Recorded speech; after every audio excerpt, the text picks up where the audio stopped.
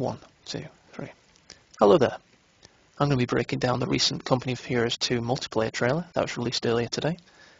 What I'm going to be doing is pausing a HD quality video at a few specific points and pointing out what I can see and observations I've made. I'm somebody that's been following the game avidly for the past few months. I've built up quite a lot of knowledge of it.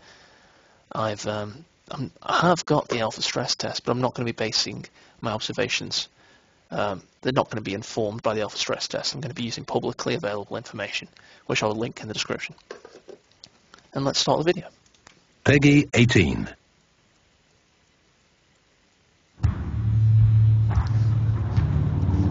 Right, immediately we've got a panoramic of all the Soviet units to be thrown into battle. We've obviously got the iconic and infamous Katyusha rockets at the back. They need no introduction. We've got the T-34 tanks, which are similar in their nature. We've got a few little variations that we can see here. We've got the Su-76, which is the one at the bottom left, the nearest to us. This is an assault gun, self-propelled gun using during and after World War II, it says here. I'll link every Wikipedia page I use in the description for you to have a little browse.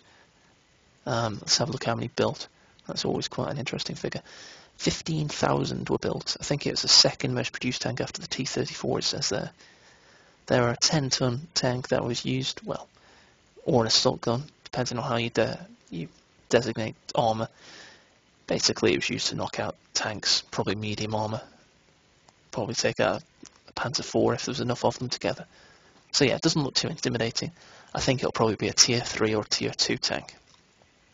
In the big, imposing figure in the centre, which is obviously quite a lot larger, with a larger barrel calibre than a T-34, is a very different tank indeed. Let's get that up now. It's IS of Stalin, so an IS tank basically, a heavy tank, as opposed to a medium tank for the T-34. From what we can gather of this game, about this game at this point, is they're going to designate light, medium, and heavy armour, and this would be the latter category.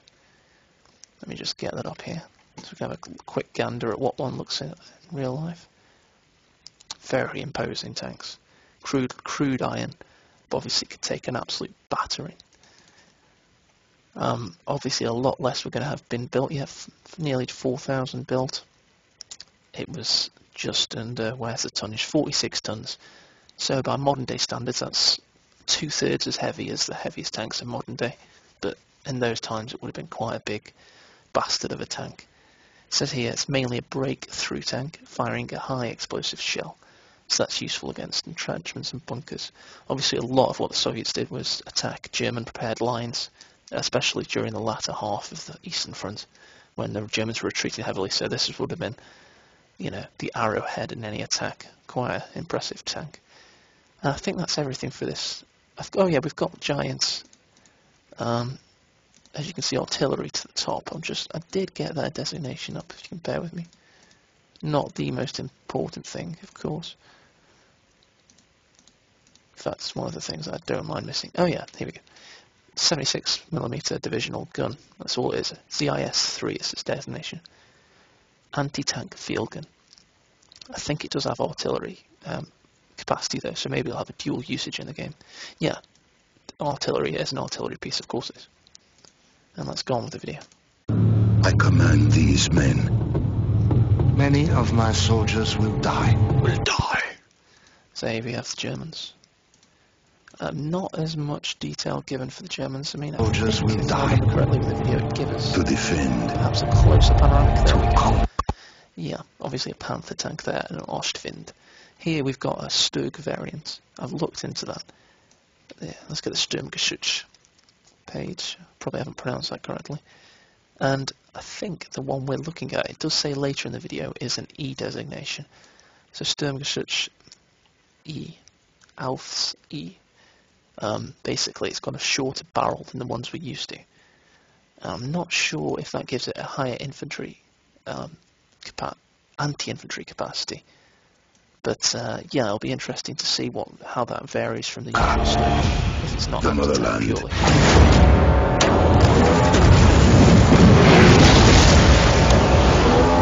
Carrying out orders. Like, armored vehicle in our sights.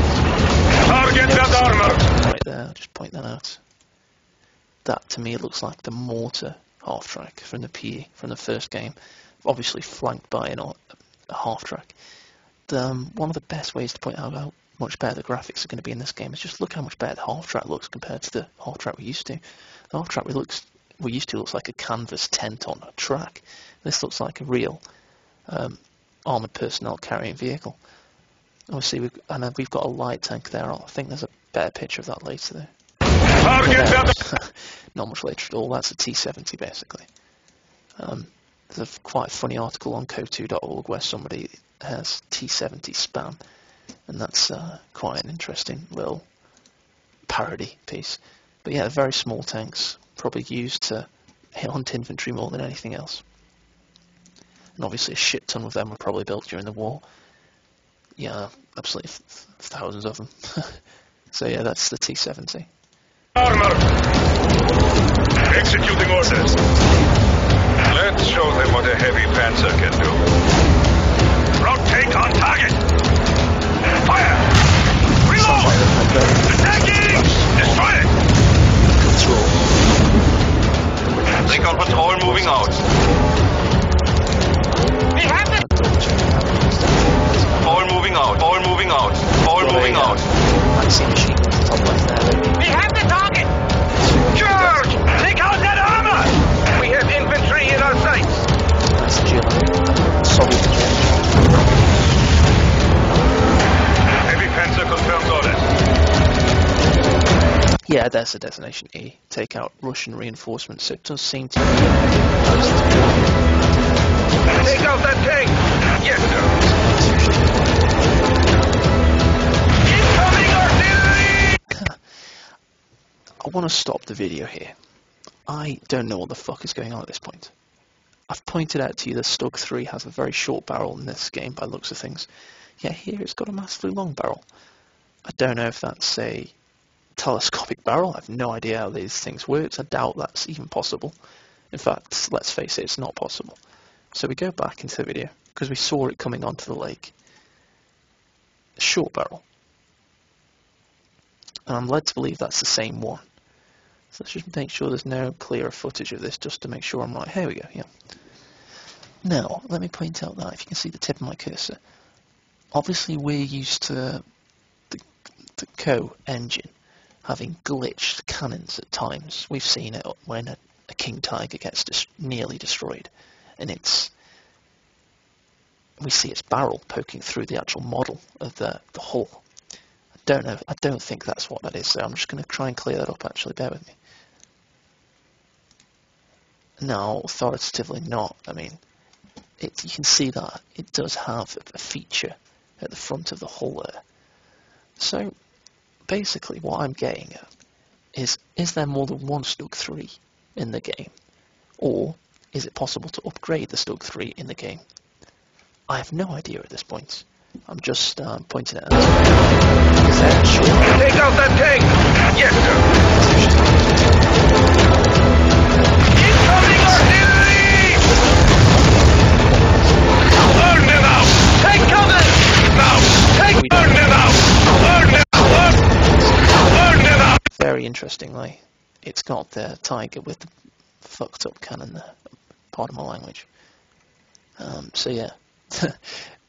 In fact, that looks like an absolute burnt out wreck of a Tiger. Look at the destruction there. The tracks are blown off. One wheel remains. And you've got obviously the feature. Burn them out! Take cover! Kill the gunner! Sink engine drop! Kill the gunner! Cover! Burn them out! Take. We've got the T-70. We've got a flame tank there. Let me just get that up for you. If you watched this last week, I did get it up then. It's a KV tank. It's the flame variant, the KV8 flamethrower variant. Doesn't need too much talking about it. And then we've got the T-70, so that's good. There we get the elephant tank. That's an absolute beast of a tank. Not many were ever produced. It was one of those exotic tanks they put into the game to make things more interesting. It's I think two companies were originally going to make the King Tiger. One won, and then this was the variant that existed afterwards. Obviously the Germans with Hitler was all about over-engineering and making formidable tanks for no apparent reason. But yeah, this is an absolute beast, and obviously it's playable in the game. Just looking around to see if there's anything else. I think this is the same scene from earlier. See, there's the M3A1 half track. Seek and destroy!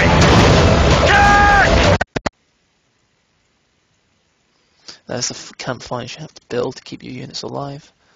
There's a rather large looking German artillery piece that I did miss, but I'm sure that's of not... Destroy!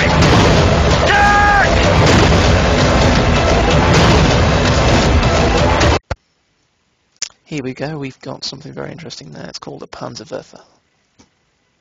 It's basically like a Nebelwerfer on wheels, mounted on arm and Mutlier. I don't know what that means. But yeah, it's a half-tracked multiple rocket launcher basically. So an MRL, which we're all used to in modern RTS games, but obviously World War II pioneered nearly everything we see nowadays. Similar to a Nebelwerfer stationary artillery, it was known as a moaning mini by the Allied soldiers for its distinctive noise. So yeah, that's going to make an appearance. We haven't quite seen that before. Although we have seen half-tracks with walking Stukas, but I think this is quite a lot different than that.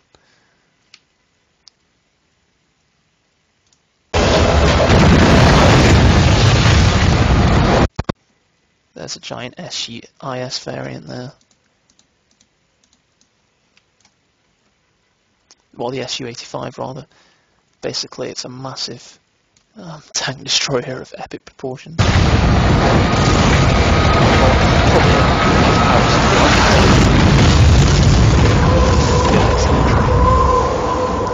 Thanks for watching. Subscribe if you want to see more. I might do some of these in the future.